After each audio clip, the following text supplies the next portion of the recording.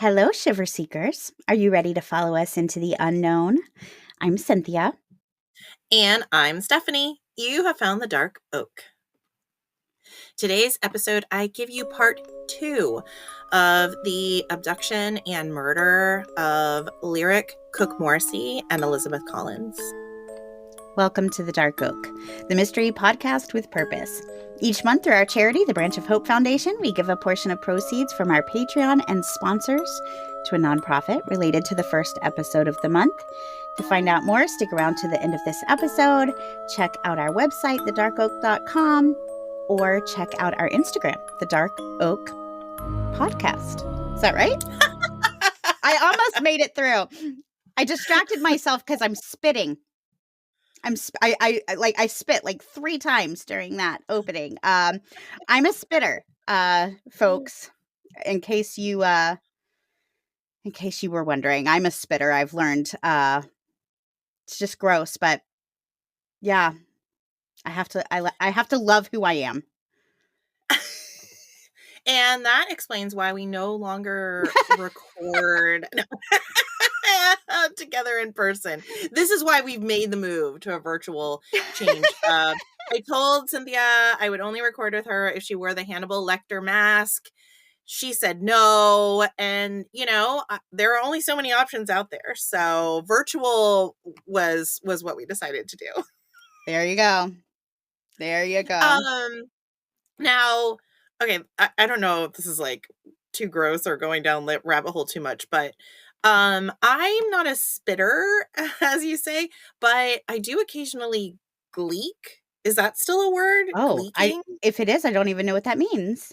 Okay, so gleeking is that thing where if you like push down your tongue, it's like a string of spit. Oh. And it normally happens like when you're eating because it's your like saliva gland. So it's not like spitting like your peas, like, when you're pronouncing peas, it's like gleeking. And I remember, in that stretch in like upper elementary, middle school, there were many boys that could like gleek like on command. Oh my goodness. I don't know. How you could make yourself burp. They could like make themselves gleek. And I always thought it was disgusting. But also I will sometimes just spontaneously. Maybe there's another word for it, but I have to say this has never happened to me. And I don't even remember it from elementary school. So I must have like blocked it out. When I was younger, I had a very, very, very sensitive stomach, like to the point where if someone took gum out of their mouth, it would make me like gag. Oh, isn't that weird? Wow. And that was like weird. When I was like a toddler, like and 4 or 5, my mom would have to be like, Cynthia, don't think about it. Don't think about it. Don't think about it. So whoa, yeah, okay, that's like really sensitive, very sensitive, which is so weird now because now I grow up and like talk about and look at and read about true crime. Yes.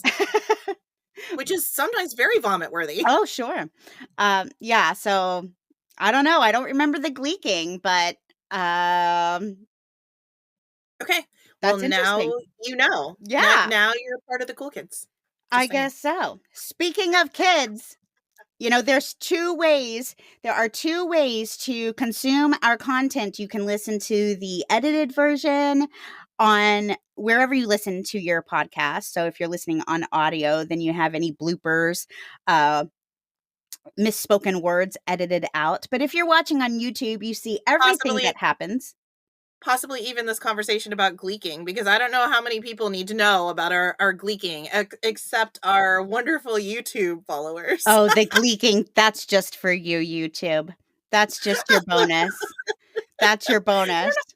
I don't know if that's going to stay in there. I don't know that is content for the casual observer. Probably not. That's the diehard fans, like the people who want to see us like choke on our coffee and cough and all that. But for those of you who are watching on YouTube, I'm also hoping we can get through this uninterrupted by my youngest son, who I had to keep home from school today for no other reason other than I woke up this morning and realized I did not have a clean uniform for him. So, mom fail. Mom fail. And if that tells you anything about how my life is right now, we skipped school. And then the school called and they're like, is everything okay with, with your little one? And I had to make the choice. Do I say, oh, yes, we kept him home today because, this, or do I just tell the truth and say, yeah, I didn't have a clean uniform. I decided I was just gonna be real and just tell them we didn't have a clean uniform. So I would have probably stuck him in a dirty one, sent him on his way. It's going to be dirty by the time he comes home anyway. Were they really dirty? Like really dirty? I'm not the person to ask because I don't have a strong sense of smell.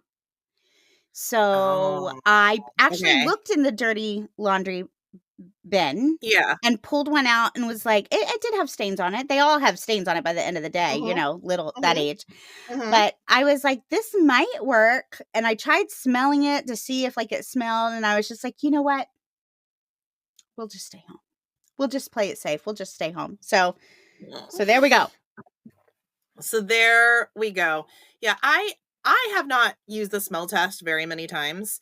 And I will tell you now that my oldest is hitting puberty. Ooh. Girl, you did not warn me. Because I can't smell. I can't smell. It is. I mean, I've really, in general, I'm more homeopathic. I'm not against pharmaceuticals and hardcore cleaning equipment, especially when it comes to my animal areas and things like that. But when it comes to our house, I'm free and clear, and sure. Why add softener? We don't need that. Yeah. And that's just chemicals on your body and the whole thing. I am give me all the chemicals. Really? Give me all the chemicals. And I'm doing it not just for me, but he's very self-conscious about it. I mean, my oldest, he wants to look his best. He wants to smell his best, and he's very aware of girls now. And so he, is like, mama, this deodorant isn't working. So we've had to, because I kind of tried to use the deodorant light because again, chemicals and the whole thing, the hormones and stuff. Didn't work. It just didn't work. Now he's super athletic too. So he's always out running and sweating, and that's how he is. So now we're on super strength deodorant. We had to get this. Downy now makes this new washout product, which uses enzymes to help with the smell. So that has helped a lot. But yeah, I'm give me all the chemicals. It's so bad. It's so bad. But oh my gosh, guys, you need all the chemicals to combat boy hormones. Because those are real. Testosterone is for real. Thank God I can't smell is all I know. It's all I'm saying now. Oh my gosh, you may be spared, even though, I don't know, I hope one of your kids has a good sense of smell so they could be like, Mom, I stink today. I really stink. I smell like boy. Well, fortunately, everybody else in my life smells really well. But I think that's kind of especially having, and animals and stuff like that. I'm always super paranoid about my house because I thought, if my house smelled, I would struggle to smell it. Oh, right. You wouldn't know it. Yeah. I mean, your house does not smell. Yeah. Thank you. Just an FYI. Okay. I would tell you. Yes. I would. Yes. I would tell you. So I am aware. But if my house smells like prepubescent boy, can you please tell me? If I smell it, I will let you know. Be there's a certain musk quality to your house. I'll be did you get a new air freshener or something? Yeah. It's a musk of man wafting through your house. This is the part, I do love being a boy mom, but this is the part that may be really hard. So that this and the is why that and the gleeking. That doesn't happen very often. That doesn't happen very often. Thank goodness. Sticky boy is going to be every day of my life for the next few years. Yeah. So Luckily, I think I've got my arsenal ready. Okay. All the chemicals. Don't judge me. No, I'm going Don't to get judge the name me. after we stop recording. I'm going to get the name of those chemicals so I can just have them on hand. Just douse your kids in all the chemicals. Oh my goodness. Well, again, I'm glad we started this episode on a lighter note, because as you know, the rest of the episode is going to be a big downer. We have started talking about Lyric Cook-Morrissey and Elizabeth Collins, 10 and 8-year-old girls who were abducted and, as we know, murdered. So if you have not listened to part 1, it's pretty critical that you listen to part 1 in this case. I will give a brief overview of what we talked about, but you really need to understand the family dynamics. You need to understand why the girls were where their bikes were found, where their bodies were found, the dynamics of the police force. You really need to understand all of those things in order to understand what we're going to talk about in part 2. So please go back, just pause this, listen to part 1, 1-hour episode, and then come back to part 2. I don't know. Have you been thinking about this case since we finished part 1? I have. Me too. And I actually wanted to look ahead because sometimes that kind of like helps me resolve my sadness or my feelings, my emotions, so I thought, okay, let me just, and I was like, no, I'm going to wait and let Stephanie tell me. So I'm ready though. I'm ready to like take it all in and so I can, process. Yeah. So this part 2 is really talking about suspects. And the reason these people are suspects is because they've also done awful things. So I guess prepare yourself. There is a trigger warning, just like with part 1. This talks about, abuse of children, assault of children, sexual assault of children. I don't go into any great detail, but, I do talk about state of bodies and, acts of evil. Truly, I don't know how else to explain crimes against children, except we live in a fallen world and these are acts of evil. So anyway, please listen with care. This is going to be one of the rougher episodes, part 1 and part 2. This is just a tough case. Generally on the Dark Oak, we don't cover a lot of cases against children. But for whatever reason, the fact that this is still unsolved, it hurts me. Like, I feel for those parents. And there have been some developments in the case. There's a HBO Max, limited series, a little documentary about this case that came out in 2024. And it's, again, raised more interest in the case. So, I think there's hope. This did not happen that long ago, as I said in part 1, and it was only 2012. Right. So that person could absolutely still be out there and could absolutely still face justice. So, we have not slipped so far that we can't hold somebody accountable for this. And I think that's important to continue forward with that mission. Sure. So as we left off, I was giving the timeline of, again, the 2012 disappearance of cousins Lyric and Elizabeth. Now, Lyric was 10 and Elizabeth was 8, and they disappeared on July 13th, Friday the 13th, from the small town and safe town, may I add, the relatively safe town of Evansdale, Iowa. They disappeared after leaving Elizabeth's house on their bikes around noon, and their bikes and Elizabeth's small purse were found abandoned about 4 hours later at a nearby lake. This lake was about a mile from their house. And a detail I didn't say in part 1, I don't know if it's relevant or not, but their bikes were standing like against a sign. So they weren't like tossed to the side. So in my opinion, it means the girls got there under their own power. They had parked their bikes, they were standing their bikes up, and then whatever happened. That would just be my opinion. Sure. They may have even been like walking around, exploring, or whatever they were doing. Right. So I don't know that detail is important, but I figured I'd throw it in there for any of you kind of following along, trying to ascertain what may have happened to these little girls. Now, after these disturbing discoveries were found, the investigative agencies and hundreds of volunteers began to join in a search for the girls. And it even led to the draining of Meyers Lake, where their bikes were found. But as we know, no additional clues came of that. We also discussed the rarity of child double abductions. I'm sorry, I'm having a really hard time dictating today. I'm going to take another sip of coffee. Here.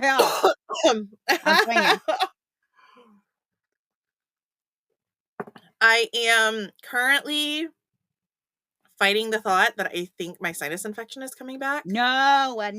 Yeah, I know. That's almost exactly Barton, my husband's reaction when I told him. Literally, I woke up yesterday and they were like bubbles, like going up. And I'm like, so anyway, I've been extra tired and just like run down again. And guys, just pray this goes away. Cause the next step is literally going to an ENT for like a biopsy. And I just, oh my gosh, none of that sounds good. None of that sounds good. So please pray it's just allergies. I've been sorting through areas in my house that are extra dusty. So maybe.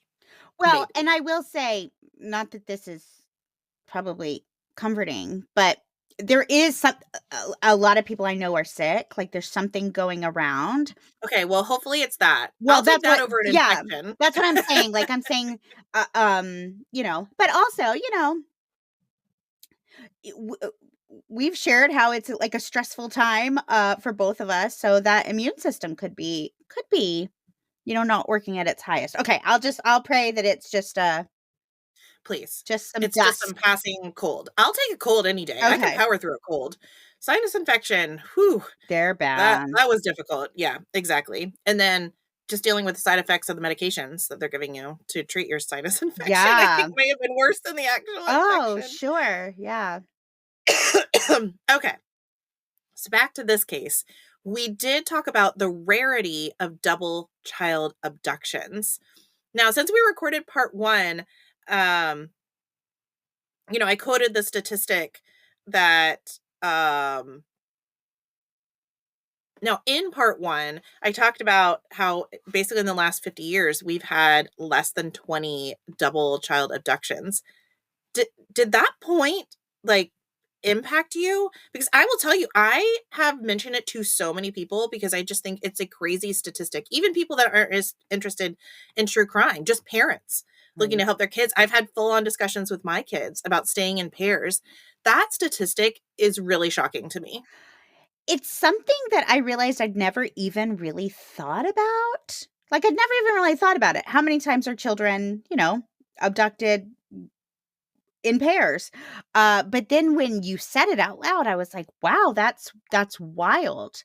And it does, I think, like you mentioned last week, bring a sense of comfort that, maybe, if you send your kids out in pairs and they do stick together, that maybe actually does offer some form of protection. That's nice to think about. Yeah. I even started telling my oldest, I told him the statistic and I said, it may not impact you now, but just a few years from now, you're going to be out with your friends and mama and daddy won't be there. I said, you could go out and say it's even one of your friends that's maybe a little smaller or maybe a girlfriend of yours. And by girlfriend, I just mean a friend that's a girl. I said, what if you're out bowling? And she says, I'm going to run out to the parking lot and grab something. Just say, you know what? I'll just walk with you. You don't need to make a big deal about it. Right. Just say, I'll walk you to the car and back. I said, or if your little brother has to run to the restroom, why don't you say, you know what, bro? I'll just go with you.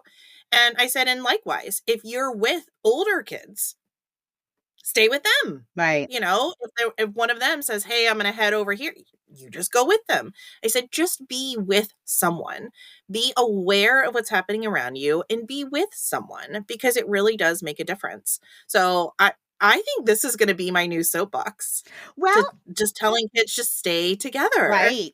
Well, and as you're explaining those, scenarios that you explained to your son, I'm thinking, when I'm out with a friend at night. During the day, we don't do it. But like if I go to dinner with a friend, and either one of us has a walk to our car, we walk together, and then whoever's car we walk to will drive the other one. Yep. In the Yep. majority of cases, Yep. if I'm out with a man friend, or a group of us, and there's one woman who is leaving early or something like that, whatever man is in that group, my husband or somebody else, they better get up and walk that woman out to her car. Like Yep. I'm big Yep. on that for safety. So Yeah. I yes, mean, I think some of that just goes into, we're trying to raise little Southern gentlemen. right. But also a real safety factor goes into Safety. that. Yeah. So I guess my point is, even as an adult, I believe obviously there's safety in numbers. So of Yeah. course it makes sense for our children. I guess I've just always thought of children as like so vulnerable. I wouldn't have necessarily thought that, having two together really offers that much more protection, but it sounds like it does. It does. It absolutely does. Right. Now, we also discussed the brief focus of the investigation on Lyric's parents, Dan and Misty. They were persons of interest. Both of them had drug-related criminal records, and both initially chose not to cooperate with authorities. Now, we talked about all the reasons that may have occurred, all the legitimate reasons that may have occurred. But the result was a permanent strain on family relations. And as far as the investigation is concerned, it diverted valuable resources away from finding the real killer. If, again, you believe they didn't have any involvement.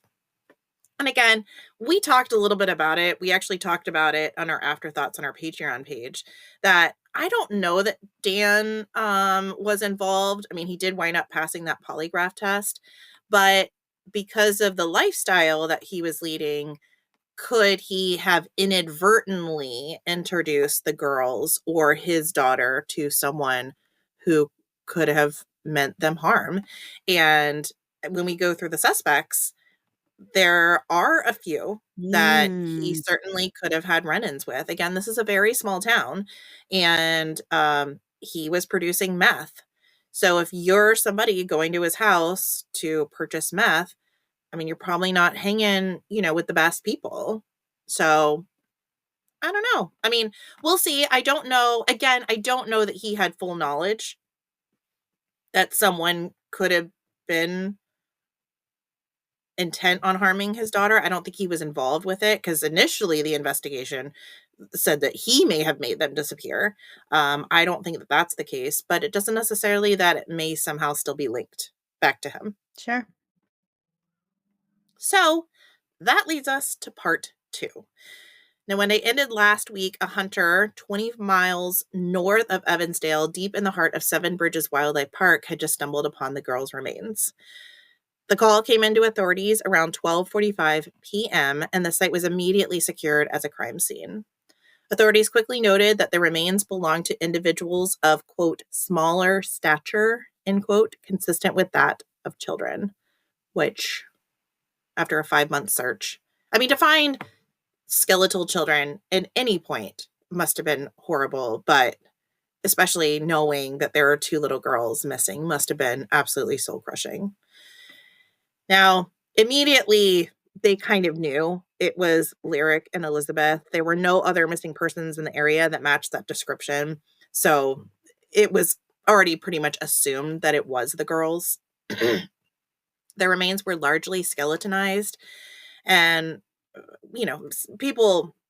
authorities have surmised this is because of 5 months of exposure to the elements. So it is assumed that they were in this spot for the 5 months. But really no other details were released. To date, we have no official details on positioning, clothing, or visible trauma to the bodies. Investigators have purposely withheld these details to aid in the investigation. And according to authorities, this strategy has already worked by distinguishing genuine leads from false confessions. So they've been able to weed out those wackos that are trying to take responsibility for this, because they have held those details so close to the vest. The remains were transported to the Iowa office of the state medical examiner in Ankeny for examination. On December 10th, 2012, Chief Medical Examiner Dr. Julia Gooden confirmed the identities of Elizabeth Collins and Lyric Cook-Morrissey. The manner of death was ruled as homicide for both girls. However, full autopsy reports, which would include those specific trauma details, have not been publicly disclosed, and they currently remain confidential, again, to protect that ongoing investigation. So unfortunately, I'm not able to share much information.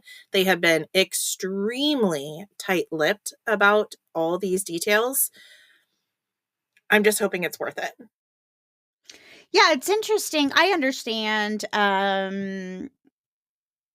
I understand holding those details close for a while. I know we're going to talk about the Delphi murders some today, and they kept those details very close for a couple of years, but it only took a couple of years, and then they caught the person they believed to be responsible. Yeah, this is 13 now. Right. Going on So that just seems like 13. a really long time to not release information. But I guess if you don't believe it would be helpful to release, then what motive do you And have to do so? and they don't. Any press conference that I've seen them do, they say full out, we believe these details would only be known to the perpetrator. Okay, well, then I mean, yeah, that's helpful information to have. Right.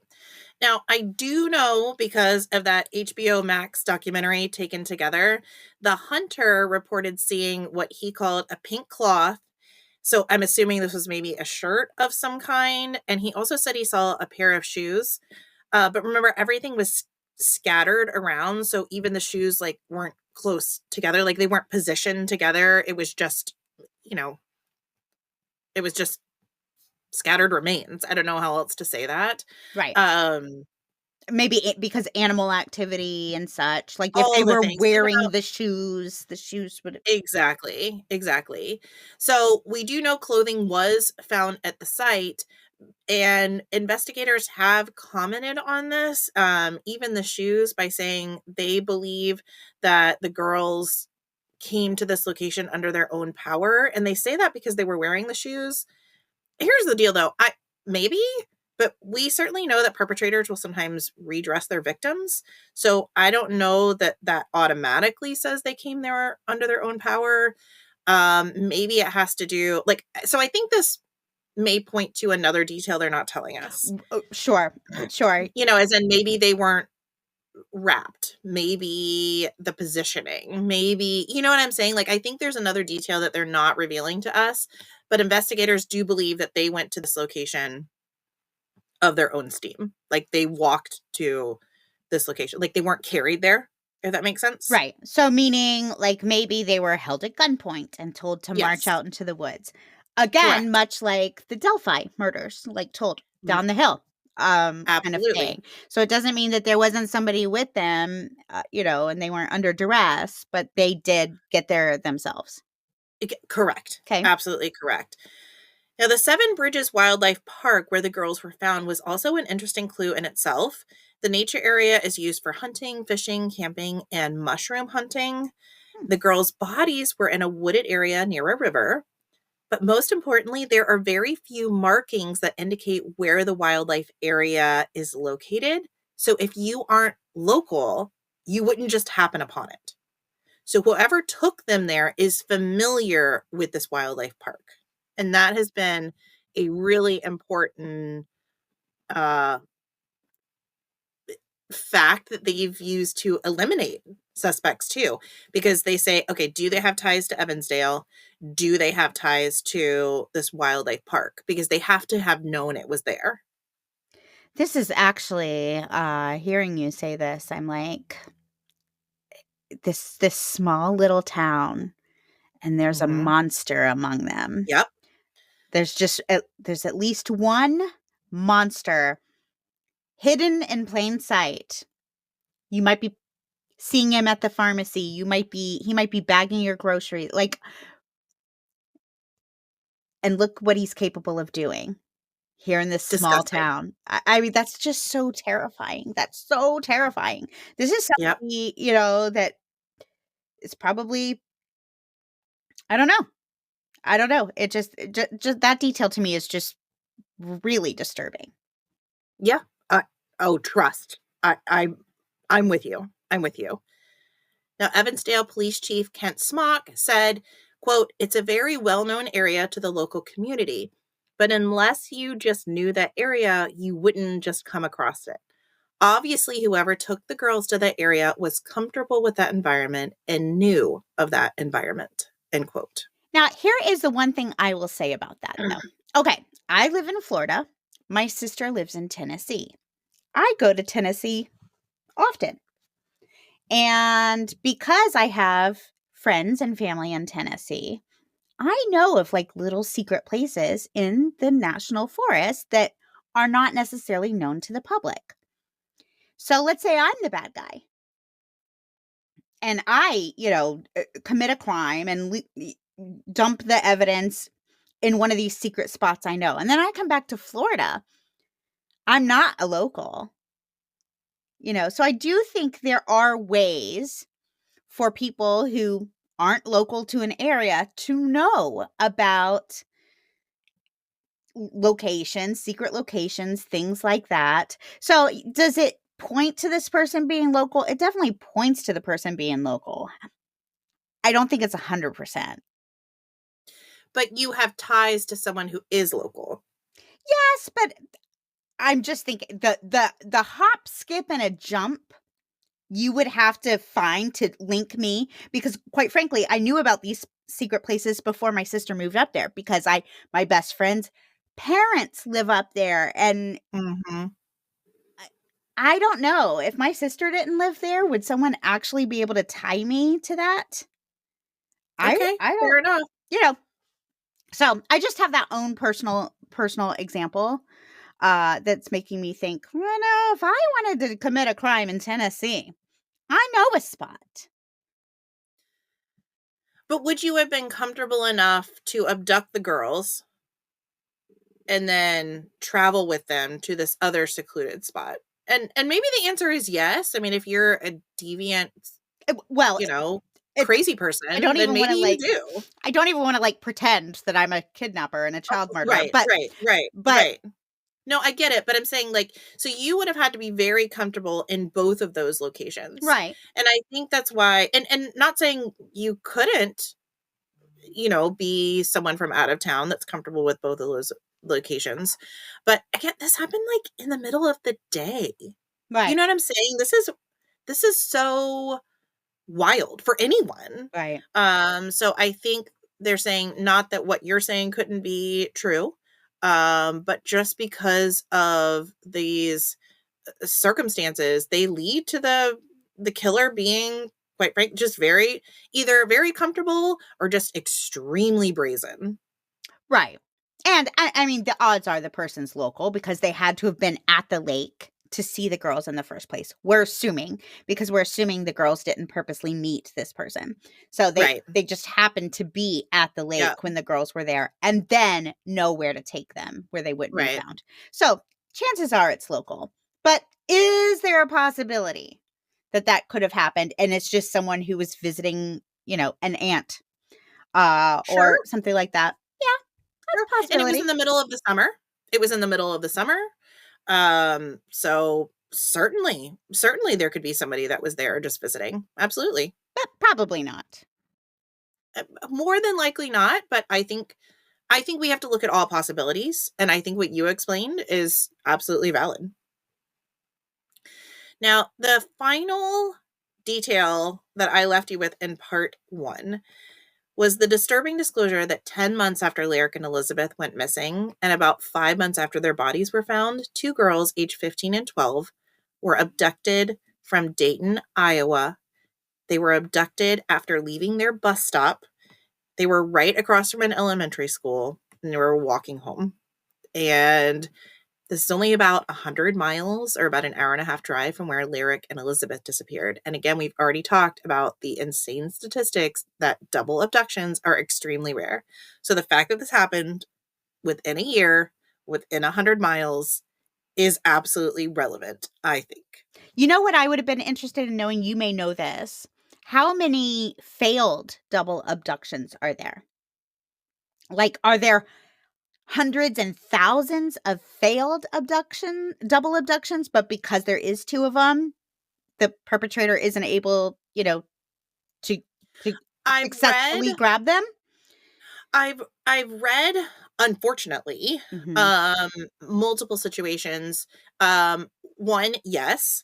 Two, sometimes, the perpetrator would be maybe talking to two girls, but only one takes the bait, so to say. So only one gets in the vehicle, or only one goes with the perpetrator. The other one goes, either away or goes to tell a parent or whatever it is. So I think it's a combination. The ones that I read generally in these particular situations where you're trying to entice girls, you're not like straight up just grabbing them. Sure. Because if you're going to grab a kid, that's probably not going to go well. So if you're trying to get two girls, you're going to act friendly. You're going to be charming, right?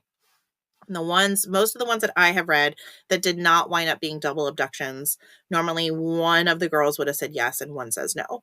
So that would be a, quote, failed double abduction. If you're going to grab a kid, the next kid's going to run away for sure, right? So I think if you're going to grab somebody, I think you're not planning on a double abduction. Right. I think if you want to do a double abduction, you got to be the charming predator. Right. Right. And the reason why I ask is because it does seem very strange to me that something that is so rare happens so close together, and like in time, but also so close together in proximity. But then it made me think, okay, but are people trying to abduct two children at a time all the time, and they just normally fail? And in which case I would think, well, maybe it's not so related. Maybe these two people just got really lucky. Do you see what I'm saying? I absolutely do. At the same time, with only 20 happening in 50 years, I think it's still incredibly rare, even if you include the, quote, failed ones. Sure, I agree. And thinking about it across the entire United States, too, and this happened within 100 miles. No, the odds are It's a startling statistic. Yeah, no, it is. For sure. Yeah. So I'm going to give you the details of that case, and then we'll see if we can plug these two cases together. Now, on May 20th, 2013, Kathlynn Shepard and her friend Deja Watkins, and she goes by Deja or Desi, so I may flip-flop. That's her nickname, Desi, but I think Deja is such a beautiful name, so I just enjoy saying it. But This Is Us. That was the name of a character on Oh, is it? Mm-hmm. Okay, I have not seen that show. Oh, well, I mean, you got to be emotionally ready. It's a journey. Oh, is that the movie? No, that's a show. It's a show. No, it's a show. I mean, it's all about life and love and the human experience. But as we know, there's a lot of ups and downs. So, yeah, you'll be feeling stuff. Okay. Well, okay. I need some space between feeling things in this case and feeling things on a TV show. So I may not watch it right away. So Kathlynn, who was 15 years old at the time, and Deja, who was 12, were walking home from school. And these two girls were little best friends. They live right next door to each other. Deja talked about how they would always go and grab a Coke and then sit on her front step and just talk about the day and talk about life and just be kids. Both of them were very active. Kathlynn in particular was an incredible athlete. And so she was always wearing a ball cap and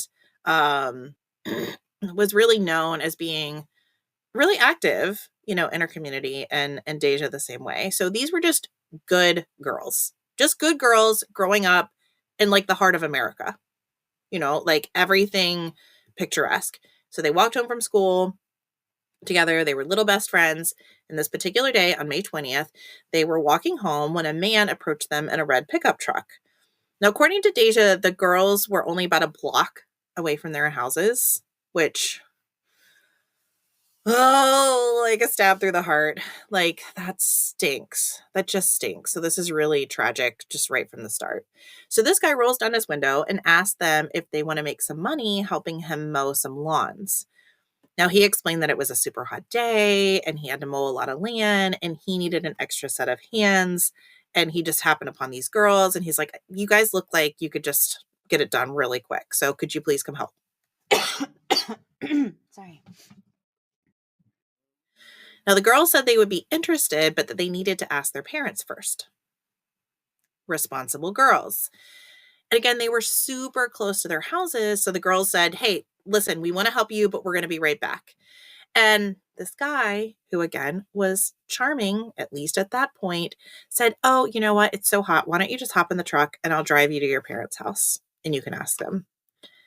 And that was that. And it just goes to show, like, kids want to trust. And I think in this case, it simply speaks to the naivety of the two girls. I don't think they were dumb or careless. I just think they didn't know what they didn't know. And life up to this point had been safe for them, you know, and people they knew had been kind and loving. And they lived that sheltered life that most of us want our kids to have. Right.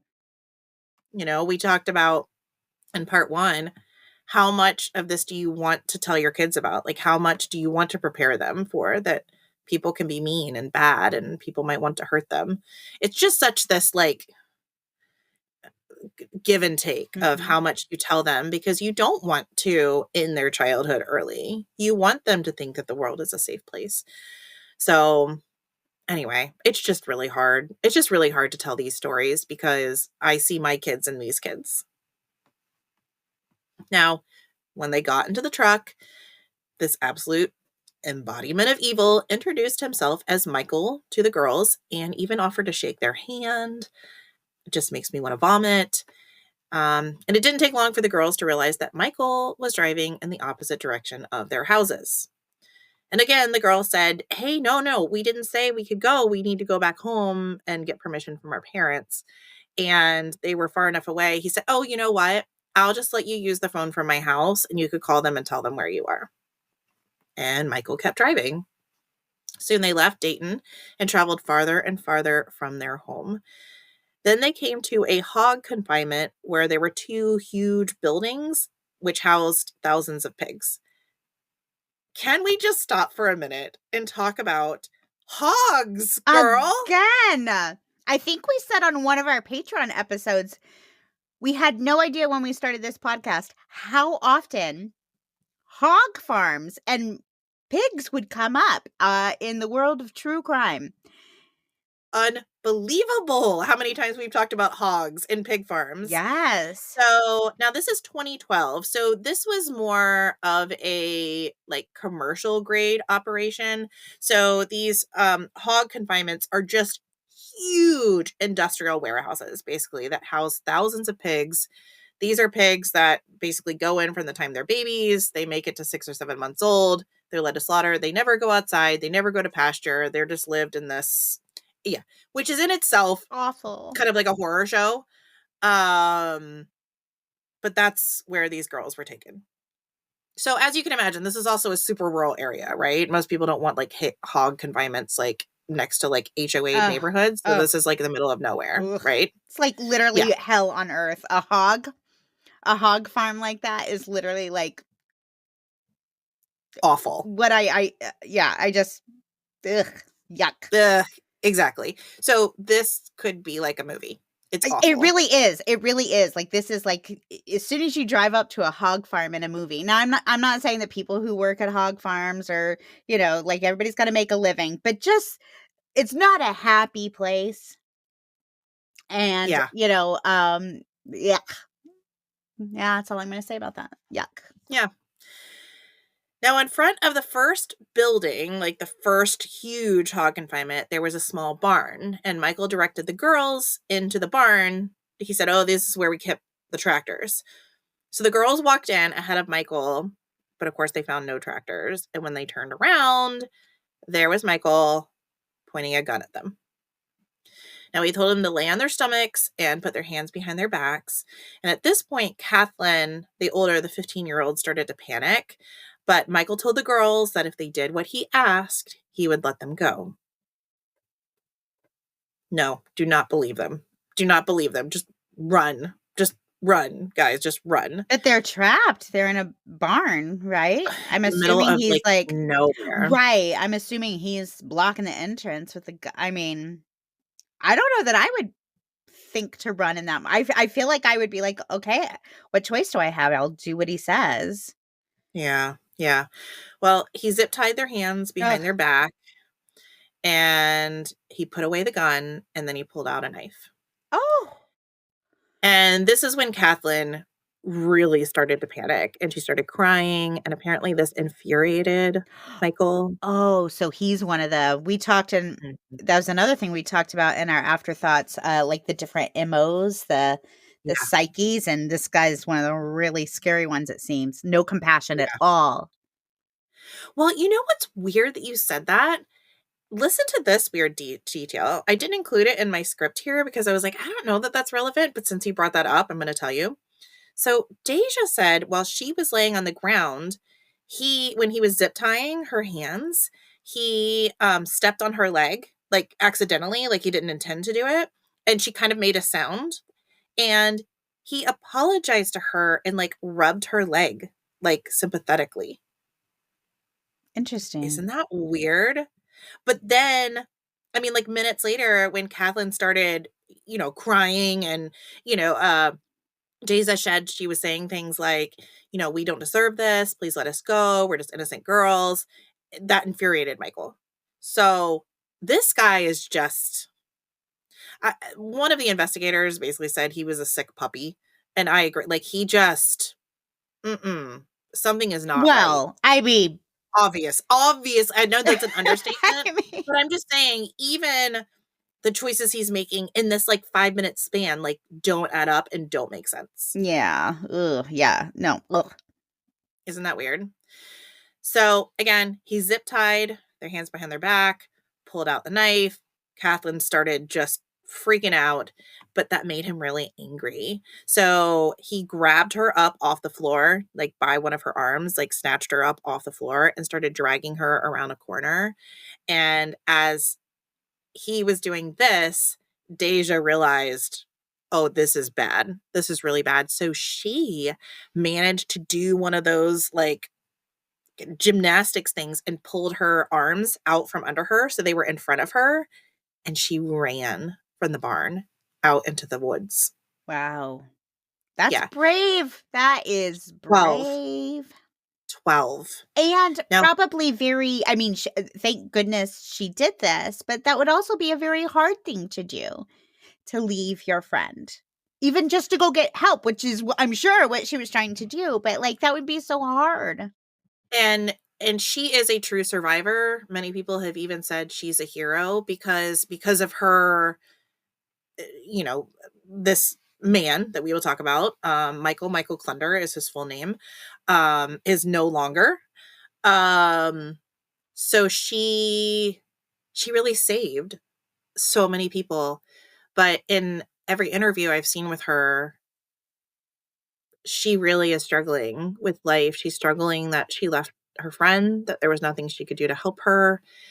And in one interview, she even said she hadn't talked to Kathlynn's parents very much because she just assumed they would hate her because she hated herself. Oh. Because she felt like she should have helped her friend or she should have done something. And so, survivor's guilt Mhm. is a real thing. And, she said one of the last things she heard Kathlynn scream was like her name. And I can't imagine going through that as an adult. I really can't imagine going through that as a 12-year-old. So Deja is a survivor. She is a hero, but that is going to also have lifelong consequences for Oh, her. of course, of course. Oh, this is the most awful story I've ever heard. This is awful. I told you, it doesn't get much better. Ugh. There are also more awful things to cover. So, mm-mm. I This is really tough. Again, we're going to be very lighthearted from for the next few weeks in our episodes, I think, because we're bringing you all the yucky stuff. The yucky stuff today. Now, for hours, Daisha ran and hid in the woods because she could hear Michael in his red pickup truck driving up and down the road through the woods looking for her. Oh, man. A movie, like a literal horror movie. And the kind I can't watch, too. Like the kind that would be like, this is too much for me. Too much. Yep. And she said she started out with like socks and shoes, but her feet kept getting stuck in the mud. And so she lost her shoes. And this is literally the woods. This isn't like curated woods. This is the woods. So there are vines and thorns. She said for, days she was pulling out thorns from her feet. Her legs were bleeding. Arms were bleeding because of getting like scratched on the vines and thorns and everything that's in the woods. Incredibly, she wound up finding a neighboring farm and she ran for it. And the first thing she said was, we need to call 911 because my friend is being hurt. Of course. And of course, the people on this farm were like, what is happening? I mean, this girl with zip-tied arms in front of her comes running up with blood streaking down, horrified. I mean, I'm sure she literally had the look of terror with her, big eyes, like, something horrible has happened to me. So immediately they did. They helped her. They called 911. This 911 call has been released of Daisha calling for her friend. And she just said, literally, she gave no concern for herself. She said, this guy picked us up. I'm so concerned about my friend. Please come help my friend. So police arrived at the hog farm. They found a huge pool of blood, but they didn't find Kathlynn or Michael. Now, after talking to the owner of the hog confinement, they were told that the owner's son-in-law drove a red Toyota Tundra truck. So from there on out, we had the name of Michael Klunder. Now, be prepared to get super fired up, okay? Because I'm going to tell you about Michael Klunder. Because it turns out Michael Klunder was a convicted sex offender with multiple convictions for violent felonies. Yet, here he was, out living his life. So, in the search for Michael, authorities went to the Klunder home, but they found it to be empty. After some time, though, Michael's wife had arrived home. She said she hadn't seen Michael, but she had received a really strange text message from him, and it was something to the effect of, like, I love you and I'm sorry. Oh, that's scary. Definitely, for like 1,000 different reasons that I can think of right now. Not long after, they did wind up finding Michael. He had hung himself in a machine shed on another hog confinement owned by his father-in-law. So he's a coward. He can cause all of this pain and terrible stuff. And then the second he's the one in the hot seat, he, makes his way out. And this has severely complicated things. Not that Michael shouldn't have been removed from society. Sure. But the fact that he is not here to ask questions, to confirm or deny, it really has been a tragedy. I mean, it really has been tough. Well, because he could shed so much light on some of these other cases. And we're still missing a girl, and it would be nice to know what happened to her. Yep. So, as you said, no Kathlynn. They found his truck next to that hog confinement. They did find blood in the bed of his truck, but no Kathlynn. There was a huge search party that was assembled to try to find this missing 15-year-old girl.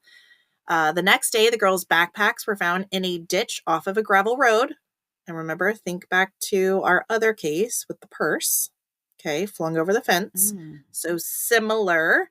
And I'm going to just point out these. They may be just total coincidental happenstance details. I don't know. But maybe they mean something. So I'm going to point them out as we go. Because there are only so many of these. So you really need to kind of pick out things. Again, if it's circumstantial, I don't want to be misled by those. We talked about so many red herrings. But also, the fact that these double abductions are so rare, I think you really do need to do that on these few. So, searching for Kathlynn, can't find her. Then on June 7th, 2013, after 18 days of searching, 20 miles south of the hog farm, Kathlynn's body was found in the Des Moines River by a fisherman. The state medical examiner confirmed she died of multiple sharp, blunt force injuries. Trigger warning for violence here. I feel like it's important to tell you the situation. Police have never revealed whether Kathlynn was sexually assaulted. And I guess in this case, since we already know the killer, there's no need to reveal that. However, we do know that she was stabbed 27 times. Her throat was slit. She had been wrapped in plastic and thrown in the river. So that's different than the previous case. It is different. Quite different. But let's go over things that are similar. So first of all, double abduction. Sure. Second, both abductions occurred within a year of each other on sunny afternoons. Both were white girls. The kidnapping were within 100 miles of each other. Both kidnappings were around bodies of water. Both bodies were found near water. And both times, personal belongings were found tossed near the abduction site, like as the perpetrator was fleeing the scene. And I think based on all these things, once this case came to light with Kathlynn and Desi and Michael Klunder, everyone assumed Michael Klunder was the guy that had killed Lyric and Elizabeth. And then I'm going to add on this part.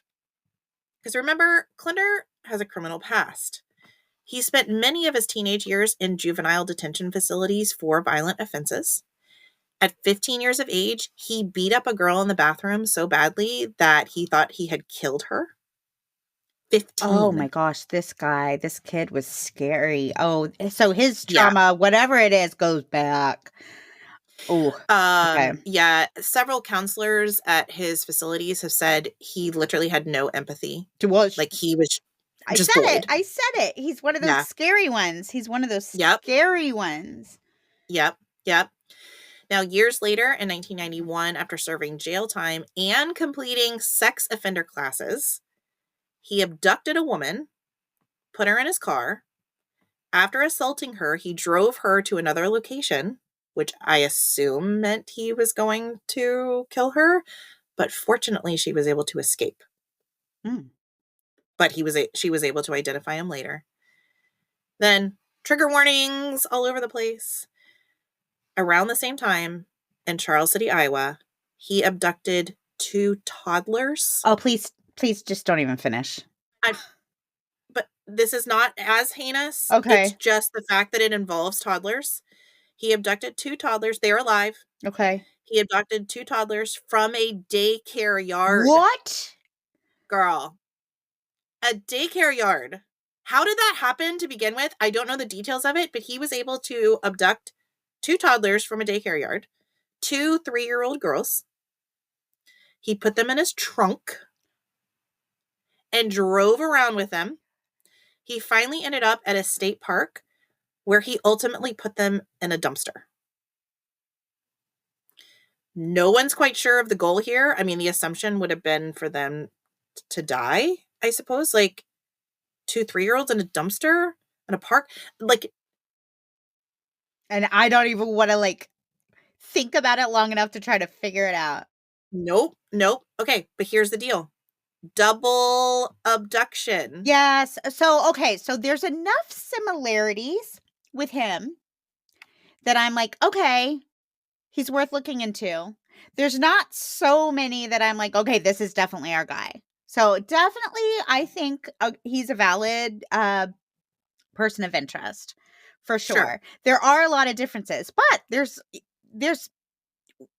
even in the crimes that we know he committed, there are differences. One, we have just an adult woman. Here we have but was sexually toddlers assaulted. that was sexually assaulted. Here we have toddlers that don't know what he was doing with that. This was after the woman. And they've never revealed like if there was any assault for the toddlers, but he didn't kill them. I mean, and that was after he'd already abducted the woman. So that was like his first crime. But the fact that he would think to take like 2 3-year-olds, like what is that? Like what pathology is that? I don't want to know. You're the one who's read the book, Cynthia. No, I need your insight. I stop reading when it gets to the chapter of abducting 3-year-olds and putting them in your trunk and then dumping them in a dumpster. That's when I'm like, okay, I've had enough. Yeah. All right. Well, why the heck is he out? Let's get to that, shall we? I'm sorry. Once you put 3-year-olds in a dumpster, like, rot. No. Just go rot. Like, why? Exactly. And even in prison, they were like, wow, that guy is really deranged. Why is he out? Yeah. So based on the abduction of the girls and the woman in December of 2011, no, I'm sorry. So based on those charges back in 1991, Michael was sentenced to 41 years in prison. So he should not have been out. Right. What happened here? In December of 2011, 15 months before Lyric and Elizabeth were abducted and 25 months before Kathlynn and Desi were abducted, Michael Klunder was released from prison. So 19, 20 years, maybe.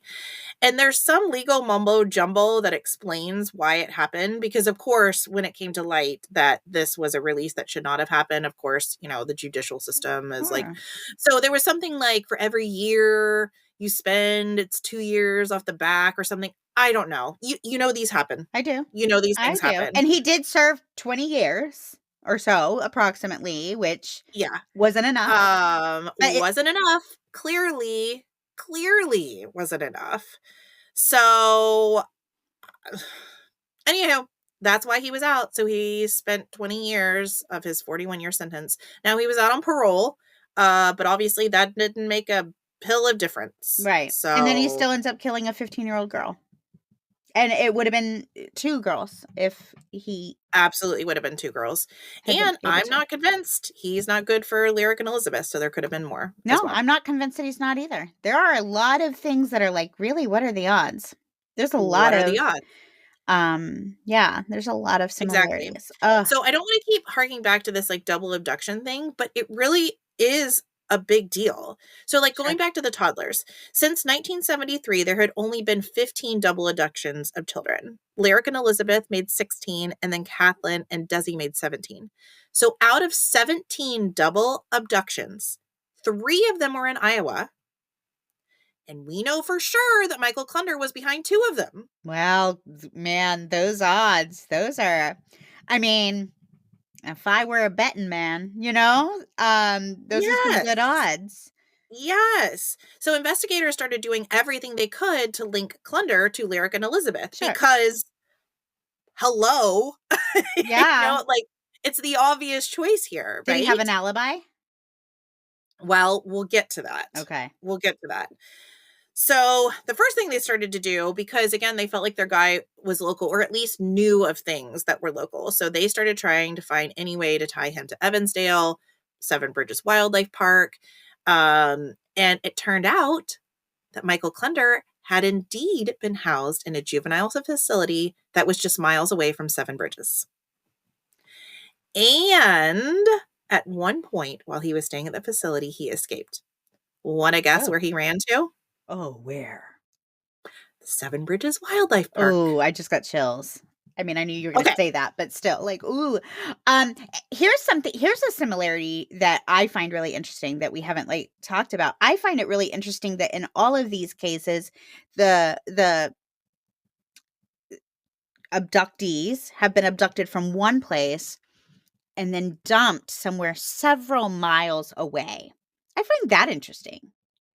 Lyric and Elizabeth were dumped 25 miles away, and Kathlynn was dumped 20 miles away. Miles away. I'm not sure about the toddlers, how far away the park was. Honestly, I just got the highlights of that one because I didn't want to dig too much into that one. But the for obvious woman reasons. he abducted. That's right. She was taken to another location and taken too. several miles to another location. I find that interesting because to me that's a little I don't know. Risky? Yes, okay. That's what it's a little risky. Yeah, because travel. Like the woman, she wound up escaping. Right. So I don't know. Again, I can't even put myself in this situation, but if I were doing anything wrong, I don't know that I would take that much risk to then now I'm going to travel 20 miles with you, like whatever. So I find that interesting that in all of these cases that keeps happening. Because agree. quite frankly, he probably could have just left Kathlynn at the farm. I mean, that's gross, and we don't have to go into it, but we know that, hogs, I think he knew. Yeah, I think he knew when Desi had disappeared. Like, he knew she was going to get help, and he knew. Oh, Desi. Oh, yes. Okay. Yeah, Desi or Deja. Either way. Yeah, Deja. I think he knew that Deja was going to find help because he couldn't find her.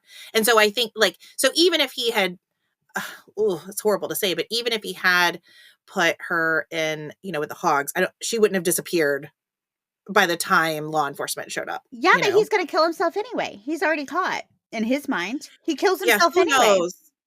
Yeah, here's what's crazy is, obviously they tried to, when they were trying to find Kathlynn, they decided to ping Michael Klunder's cell phone because they thought, okay, maybe the cell phone data will point to wherever he took Kathlynn.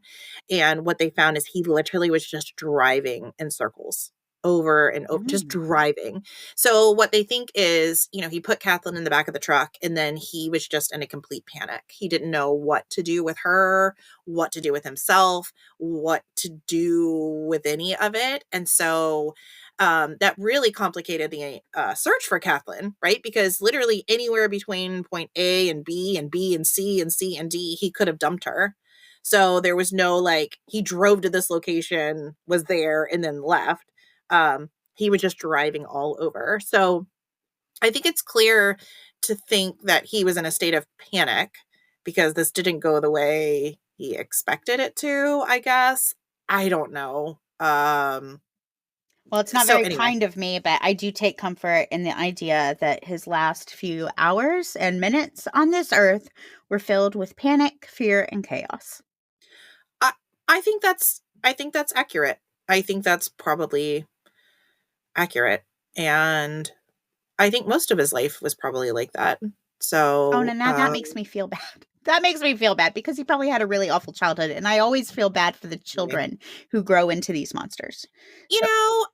I think there's a whole, nature versus nurture. I do believe this was nature. I think he was just born without empathy. I think he was born, the fact that he had a wife, I just never understand these. Yeah, but you know what? See, that makes me think even more now. If you're literally born that way, literally born that way, can you even control it? That's that's a whole subject for a whole nother day for smarter people than I am. But if you're literally just born a monster, chemically, whatever, and you never get the help that you need, you know what I mean? That's a wild thought. Yeah. What I can tell you about Michael Klunder is that the police did a deep dive. They tried to link him the best that they could. They researched pretty much only him. He was the only person of interest for an entire year for all the reasons that we just talked about. And then at the end of that year, they announced publicly that he was no longer a suspect. Oh, I want to know why. In the murder of Lyric and Elizabeth. Okay, well, here's the wildest part. Because of the evidence the police are withholding to preserve the investigation, we don't even know why he was ruled out. Okay. The best we've been able to get at is that police have ascertain that Michael Klunder was either at work or at his home at the time of the abductions. But they have not told us why they think that. Was it cell phone data? Was it eyewitnesses? Because I'm sorry, like, how can you know for sure? And again, like, he was working for his father-in-law. Sure. Are they the best people to tell you, like, whether he was at work or not at work? And again, he was more working at multiple hog confinements. So he was on the road a lot. Right. So how do you know? Well, and we're assuming that that's the reason that, because they haven't said, we're assuming that's the reason they have ruled him out is an alibi. But there may be something else with the crime scene that we don't know about. That what they were they've like, said, it physically couldn't exactly. have been this guy. What they've said was he could not have physically been in Evansdale and had time to take the girls to Seven Bridges. That is what they have said. They said the timeline of where they know he was or think he was could not have allowed Klunder to commit this crime. Well, I think there's a difference between knowing where he was and thinking they know where he was. So only they can answer those questions, you know? There is a difference Only they between can do it. where we know he was and where we think he was. So, well, I will tell you, Klunder will come back up because there are many that think that he, because of, it almost seems like Occam's razor, right? Well, Klunder did it, right? There are many that think that he was incorrectly ruled out. I will tell you, after listening to interviews with the investigators, I believe they really wanted it to be Klunder. Oh, sure. Of course. Well, what? I think they wanted it to be, because the alternative is basically you have a child predator still walking around in your community. So I think they really wanted it to be him. But out of fairness and truth, they said, we just can't. We cannot pin it on him. So I don't know where I fit on this. I think that says something. I think the fact that they wanted it to be him and they still couldn't says something. And I don't know. All along, I'm like, I can see it, but I'm not convinced it's him. I'm not convinced it's him. I think the odds are wild, and I think there's a lot of similarities. And I hate to think that there's two of them that existed in this area, but I'm not convinced. Yeah. Well, after they announced that Klunder wasn't the guy, they almost had to kind of restart the public outreach because so many people had said, oh, well, it's Michael Klunder. Sure. You know, just like the investigators did. Everybody kind of thought that was the guy. So tips had stopped coming in. So in order to kind of get that going again, they invited in the FBI to work on creating a profile of the killer so that they could share this with the public and begin a search for a new suspect. So on Thursday, August 21st, 2014, during a press conference, police said they believe the person who abducted the cousins was, again, likely local.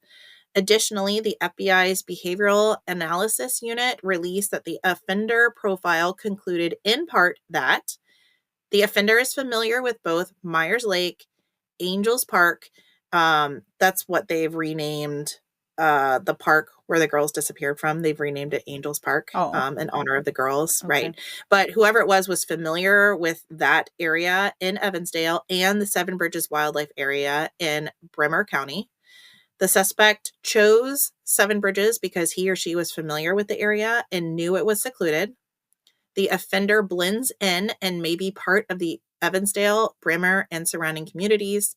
The suspect likely used, quote, quiet coercion, end quote, to gain the girls' compliance in leaving Meyers Lake using a ruse or threats of violence. The suspect may have been experiencing stress related to legal troubles, spousal problems, employment difficulties, financial strain, or mental health issues in July of 2012. The suspect may avoid discussing the case or show interest in the matter, but is likely following developments in the media. So they don't openly speak about it, but they're secretly cutting out newspaper clippings, watching, news coverage of the case. The offender may have attempted to abduct children or adults in the past. Following this disappearance, the suspect may have altered his or her physical appearance, such as changing hairstyle and facial hair. And lastly, the offender's vehicle may also have been altered with a new paint job or reupholstered. Analysis experience with prior abduction cases points to one person being involved, but there are cases where more than one person could be involved as well. And maybe that's why this wound up being a double abduction. Maybe they were two offenders. Generally, these child predator types work alone. But could this be a one-off where they didn't? So investigators started looking at anyone that may fit this profile. Now, I am unfortunately very saddened to say that there were several deviant jerkwads that did fit this profile. For instance, there was a man named Jeff Altmeyer. He lived in Ankeny, Iowa, and he was convicted of targeting, enticing, and molesting young girls between the ages of 6 and 13. He was implicated in at least 19 reported attempts to lure children, often using $100 bills as bait or fake yard work jobs at his Des Moines home. So apparently this yard work thing, I'm like telling my kids, like, don't go with anybody that needs yard work. Sure. Because apparently that is a thing with these predators. So authorities believe even after these 19, there may have been more situations that just had not been reported. Now, he's currently serving a life sentence in Iowa State Prison, and his conviction was upheld on appeal just recently in 2024. Basically, he would entice these kids into the car, he would molest them, and then he would drop them off somewhere. The big difference, though, is Altmeyer began his crime spree after the girls were abducted and killed, and the fact that he let all of his victims go, like, you don't go back after you killed two little girls. Like, you don't just stop killing. So he was ruled out, even though the fact that he operated all in Iowa and he was enticing girls in his car, everybody felt like he might be the guy. But you don't de-escalate once you've killed kids. Then on February 13th, 2017, in Delphi, a small town in Carroll County, Indiana, two girls, Abigail Abby Williams and Liberty Libby German, were brutally abducted and murdered as they walked along the historic Monon High Bridge Trail on a sunny afternoon. Now, after a large-scale search, their bodies were found nearly 24 hours after they disappeared. The Carroll County Coroner's Office, led by Dr. Roland Kerr, ruled the deaths as homicide by, quote, sharp force trauma, end quote. Autopsy revealed that both girls had suffered fatal cuts to their throats, inflicted with a box cutter or similar bladed weapon. Libby also sustained defensive wounds on her hands and arms, indicating a struggle. No sexual assault was evident, but investigators concluded the brutality suggested a personal or impulsive rage. As we know, though, this case captivated the nation, not only because of its shocking violence, but also because of the girls' final snapshot video capturing their killer. Now, an unidentified man named Bridge Guy, like that's what he was called for several years, was captured in a video from Libby's phone. The 43-second clip released publicly on February 2017 showed a hooded man in blue jeans and a jacket approaching the girls on the bridge, uttering the chilling command, quote, "Guys, down the hill," end quote. And boy, will that live on rent-free in my head forever. After 15 years of leads pointing towards a local man named Richard Allen, an arrest was made, and enhanced audio and visuals later matched Allen's gait and clothing. Can you, say the lead thing again? After 5 years of leads pointing towards a local man named Richard Allen, an arrest was made, and enhanced audio and visuals later matched Allen's gait and clothing. Allen was married with no prior criminal record, and he lived just 10 minutes from the trail, which he frequented for, quote, mushroom hunting, end quote. So another married guy, no criminal record. And also I'll go back to Altmaier, the guy that was like enticing girls with $100 bills and molesting them. He was also married, living at home with 2 adult children, just a regular old dude. Mm-hmm.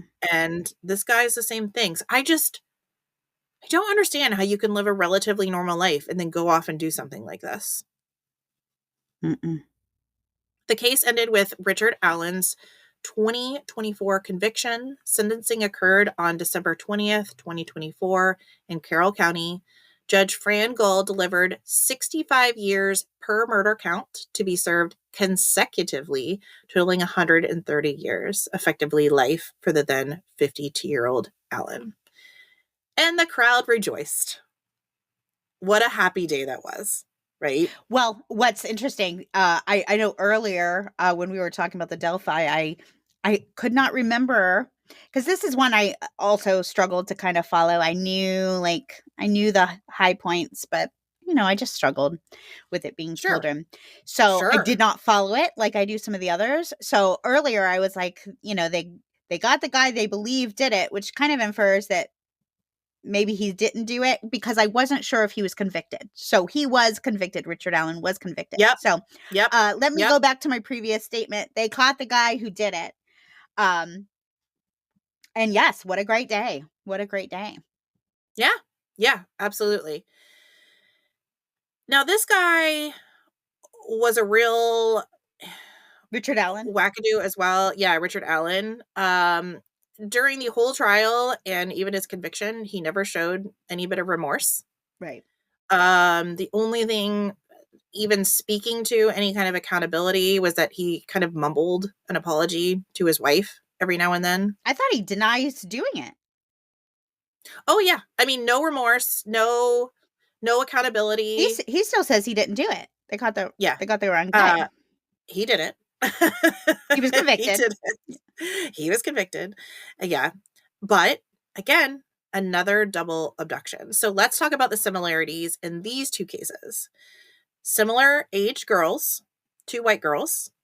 They were near trails next to the woods. Their bodies were found near water, similar terrain. Evansdale and Delphi are about 400 miles from each other, so about a 6 or 7 hour drive, which is not super close, so it's a little bit more of a stretch here. How almost right away, authorities said similarities, but we do not feel like these are related. I don't feel like it. Yeah, both locations felt that, like both local authorities felt that. They felt like their killers were local. So I guess what I'm saying is this one, the Delphi murder, more speaks to the fact that, their guy was local. He was a local guy. And so that does back up the fact that the Evansdale guy, might be local too. So it's just more, I don't necessarily think they are related. However, what can we learn from Delphi that may help us over in Evansdale? I think that's kind of what authorities are looking at when comparing these two cases.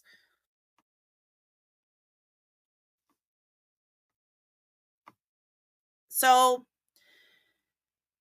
here's where the HBO Max documentary actually adds a little bit of intrigue, because up to this point, it's everything. If you're interested in this case, you probably already would have known. And through part 1 and part 2, I've given you almost everything that the documentary added. So you don't necessarily need to go watch it unless you really enjoy this case and you want to hear like firsthand, eyewitness accounts. But this is the part that I don't know if the documentarian is just trying to throw something in there so there's new information, but I do find this part pretty interesting. The documentarian named Dylan Sayers, who's responsible for making the Taken Together documentary, clearly believes that Klunder is still the guy. He still believes that he is the guy. And his simple argument is like, there are 3 double abductions that occurred in Iowa. And this one, Lyric and Elizabeth, were smack dab in the middle of 2 committed by Klunder. So again, I think he's just going to the Occam's razor of it all. Now, the double abductions started with Klunder back in 1991 when he took the toddlers. And then we know Klunder died and the double abductions ceased in Iowa. So, I mean, again, I think there's a lot of circumstantial evidence. I'm with you. I don't think there's anything concrete, but I think there's a lot of circumstantial evidence that could make Klunder look good for this. Sure. Now, he isn't buying the whole police can't link him to the location bit. As far as he's concerned, Klunder's job was transient, driving between all these hog confinements. So how do police really know where he was? And the fact that police won't tell us if there were additional reasons he was ruled out really makes it hard from where we are, these armchair sleuths, to try to, make heads or tails of it.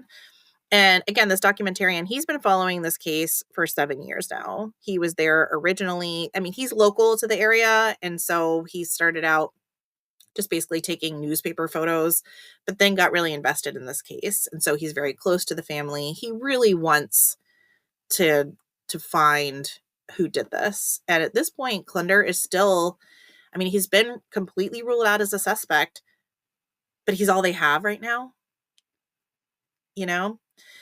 So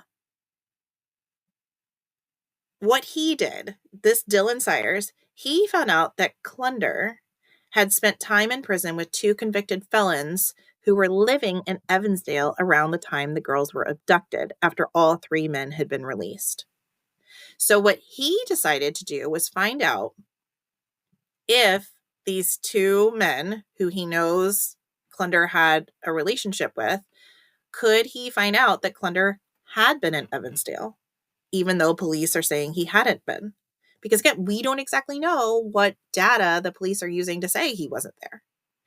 Now, as it turns out, small world kind of stuff, Drew, Elizabeth's father, knew one of these convicted felons from high school.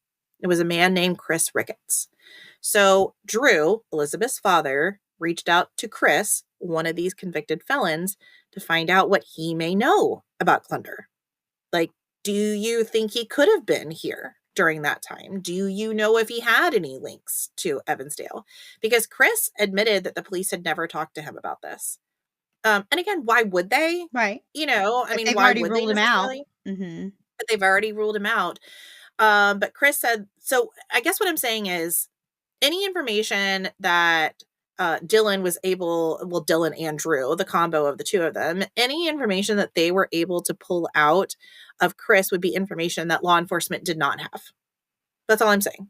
So just know that, and granted, he's a convicted felon. Who knows if what he's saying is true? However, I don't know if he necessarily has reason to lie either. Well, but also, how good is he at record keeping? Because if you asked me, hey, Cynthia, 4 years ago on September 23rd, what were you doing? I may or may not know. I may or may not be able to go back and. That's fair. But if somebody you went to high school with had their daughter abducted and killed right down the street from you where you were living, wouldn't you kind of know what was happening in your life at that time? I mean, Probably. I think I would. Probably. I think I would, just because of the enormity of the event. Sure. I think you might know. Probably. But would I necessarily know what you were doing at that time? Because that's what we're trying to find out. We're trying to find out if you were hanging out around my house. Sure. And here's the deal. They knew what Klunder had done. Right. So wouldn't you be like, hey, dude, well, weren't you convicted of right. Well, I'm interested in seeing what he says. Okay.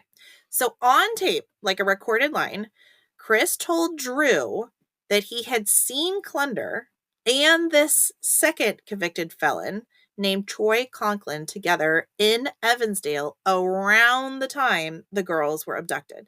Now, he didn't know the exact day, but around that time, he knew, or at least said, that Michael Klunder had been visiting with Troy Conklin.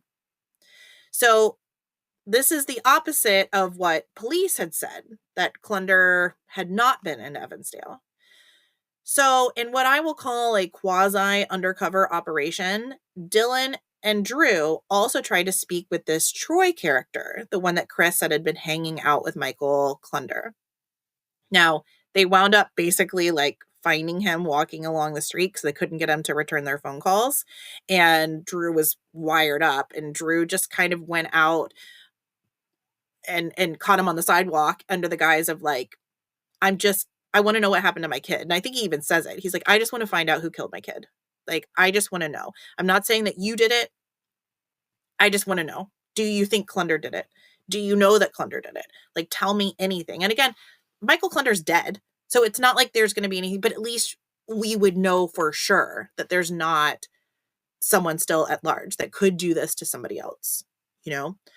So while this Troy guy, fell suspiciously short of confirming that he was with Klunder, he did say that Klunder committed the crimes. He felt confident that he had committed the crimes. So Drew said, well, do you think it's Klunder? And he's like, oh yeah, for sure. It was absolutely Klunder. But then he's like, well, what would made you think that? And he's, I mean, I don't know. I don't know. I don't know anything about that. You know, I don't know anything about that. So now I will say this Troy character, part of his felony charges was an assault against an adult woman. So there are some that think that Michael Klunder and Troy Conklin could have abducted the girls together. And that's why Troy has been very tight-lipped about it.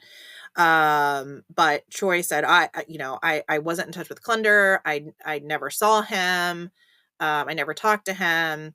And afterwards they went back to Chris Ricketts, who said, oh, for sure they were hanging out, and said, Troy denied ever seeing Michael Klunder. And Chris was like, well, they absolutely were hanging out together. He's like, I remember seeing them at a bar together. I remember talking to them on the phone. I talked to Michael Klunder on Troy Conklin's phone.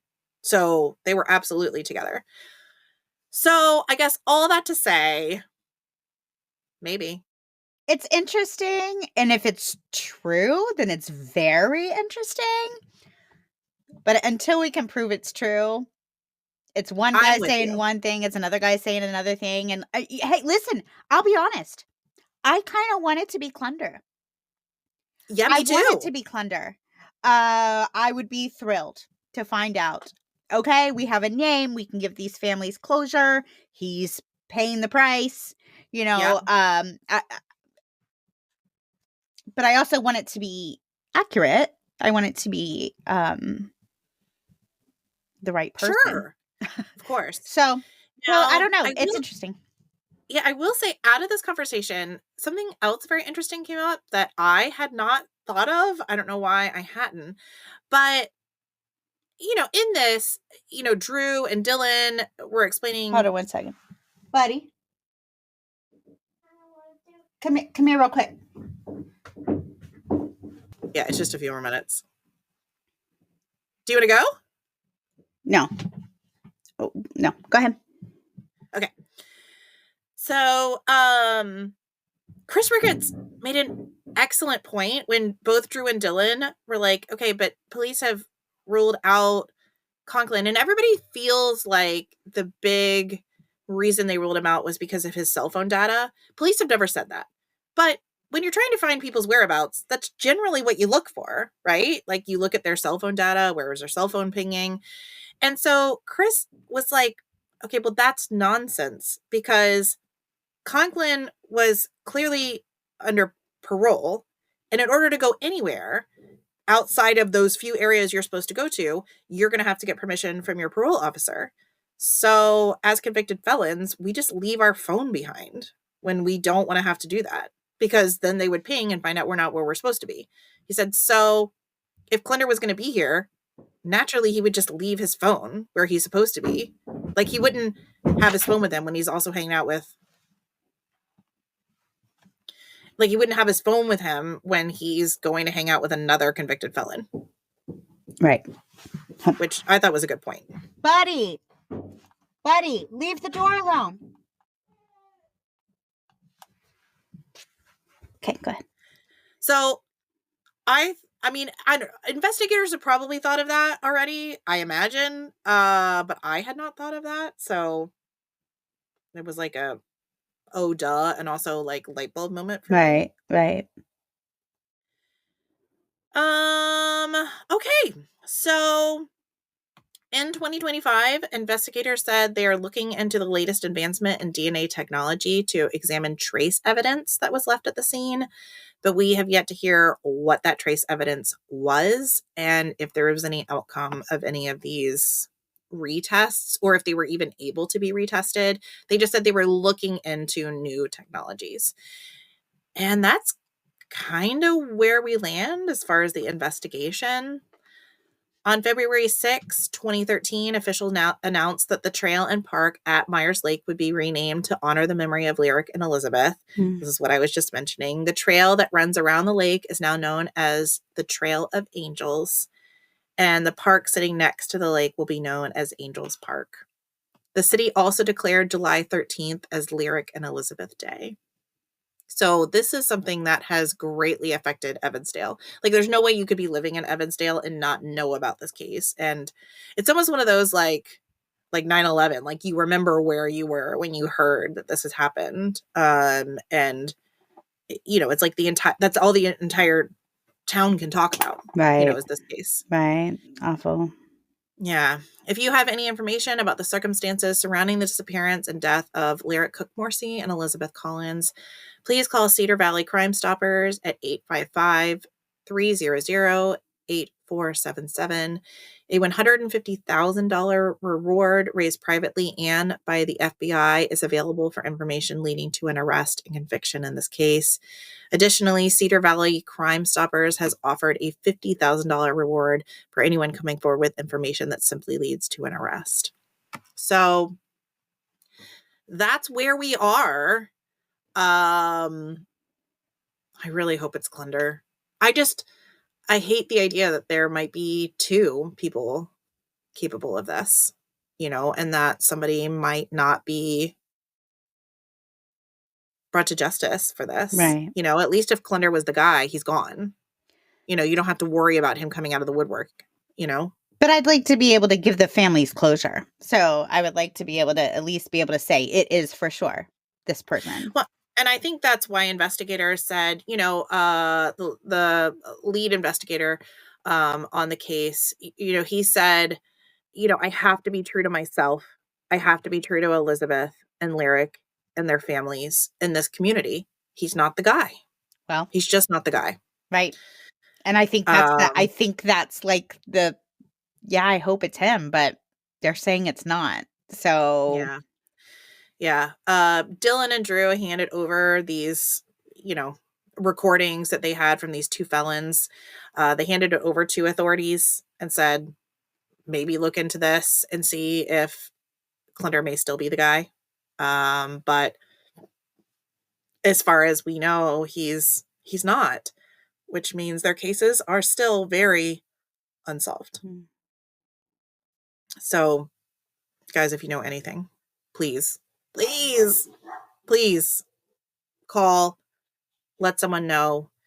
I think with cases like this, the further we get, from the crime itself, sure, there's more chances of, getting rid of evidence and covering things up. But I also think that time works on consciences and, or maybe people just get a little lackadaisical that they're not going to get caught and they may say something. I don't know. Yeah. Well, Stephanie, why don't you bring us up from this dark place by telling us about November 2025's Branch of Hope? Yeah, sure. So we are sponsoring Season of Justice. Season of Justice is a nonprofit dedicating to providing funding for investigative agencies and families to help solve cold cases and bring resolution to those impacted by unsolved violent crimes. And I've said it in the past few weeks, what I really love about this organization is that they not only help these agencies, but families can reach out to them as well. They are really great at sponsoring awareness campaigns as well for missing people. So right now, just a few. They're sponsoring, I think they had something like 240 cold cases essentially they're working on. On their front page, they have Jacques Allange, Jamie Peters, Paul Triplett, Andrew Chapman. And these are cases where they're helping these families and just bringing support and awareness to these campaigns. And especially for smaller agencies that may not have the support, this is a wonderful program, and we are just so pleased. We decided to pick this case after covering Chandra Levy because she was so interested in criminal justice, and we feel like this is something that she would have been really pleased to have her name attached with. So if you are in need of help, just go on seasonofjustice.org. They offer DNA testing grants, and then they also have these public awareness campaigns that could really help bring a resolution to your loved one's case. That's right. All right. Now we are going to have some changes for next week, right, Cynthia? Yes. So in honor of the Thanksgiving week, we are going to take next week off from our normal, just regular episode, but we will be releasing a Patreon episode, an exclusive Patreon only episode. But as far as regular feed, we will take next week off in honor of the Thanksgiving holiday. Yeah. So,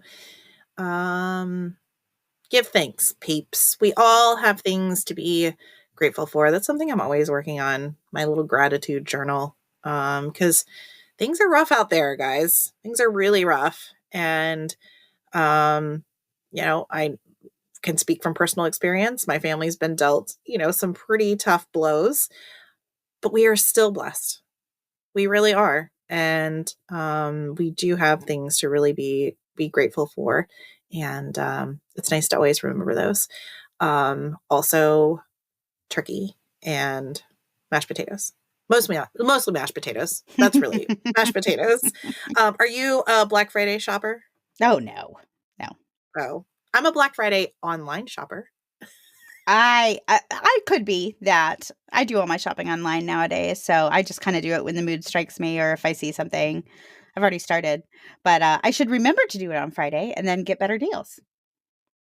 Even though I think like Amazon and Target and all those, I think they've already started now. So early Black Friday deals. That's right. Is it, this changing world, these young people today don't realize the struggle. No, we used to have to go to the mall. It was a thing. It would be like, it was a whole Christmas shopping. Yeah. People are getting trampled. Yeah. Man, there's something kind of nostalgic about that. Is that weird? Getting trampled? That's weird. Yeah. I didn't personally get trampled, but I remember hearing the reports of people getting trampled. For me, no. I have no nostalgia with Christmas shopping. I mean, I remember doing it, but no. The fact that I can do, and I'm done in an hour, no. I have so many conflicting feelings about Amazon in general. Just a lot of conflicting feelings. And yet, it's like a mother's helper. I don't know what I would do without it. At a different phase in my life, perhaps, I can go out and shop local and handmade. And although they're getting more and more of those kinds of things on Amazon, yes. But at this phase in my life, when I'm literally white knuckling it, I'm going to do what I got to do. And I have no regrets. Good for you. Yep. Good for you. Yep. Okay, folks, enjoy time with your family and friends. And we are grateful for you. We are grateful for your support. And we will see you in December. Bye. Bye-bye.